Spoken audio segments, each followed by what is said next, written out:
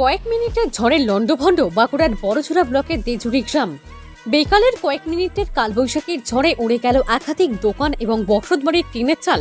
শুধু টিনের চাল বা দোকান ঘরের ক্ষয়ক্ষতির পাশাপাশি এলাকায় ফসল এবং আম কাঁঠালের বড় ধরনের ক্ষতির সম্মুখীন। ঝড়ের দাপটে ক্ষতিগ্রস্ত হয়েছে ওই এলাকার বেশ কয়েকটি বসতবাড়িও। এদিন বিকাল তখন 5টা, ঠিক তখনই প্রবল বেগে ঝড় আছড়ে পড়ে বড়জোড়ার এই দেজুরি এলাকায়। ক্ষণিকের এই ঘূর্ণিঝড়ের পর বজ্র বিদ্যুৎ সহ প্রবল বৃষ্টিপাত শুরু হয়। বিদ্যুৎবিহীন হয়ে পড়ে ঝড়ের দাপটে। বেশ কয়েকটি জায়গায় গাছ উপড়ে রাস্তার উপর পড়ার কারণে রাস্তা অবরুদ্ধ হয়ে যায়। পরে পুলিশকে পরিস্থিতি স্বাভাবিক করে।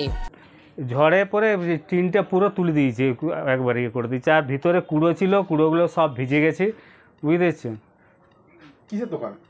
এটা আমি ঠেলা গাড়ি ইয়ে করি, চপ করি, প্লাস এই বাড়ির কুড়ো কতগুলো এখানে রাখা আছে, কুড়োগুলো ভিজে গেছে জলে। এইখানে মোটামুটি 20-25টা হয়েছে এরকম ঘটনা। বিকেল 5টা নাগাদ হঠাৎ গরমের মধ্যে জল শুরু হয়। জল শুরু হওয়ার পরেই আচমকা ঝড় শুরু হয়। ঝড় শুরু হওয়াতে আমরা যেভাবে দেখছি যে ঝড়টা আসছে, তাতে কোনো উপায় নেই। আমরা বাইরে চলে গেলাম। টিনের চালটা উঠছে নামছে তা করতে করতে হঠাৎ দেখি চালটা পুরো উপর দিকে উঠে যায়। আমরা আবার বাইরে যেয়ে কোনো রকমভাবে নিজেদেরকে কিছুটা সেফটি হিসাবে একটা জায়গা নিই।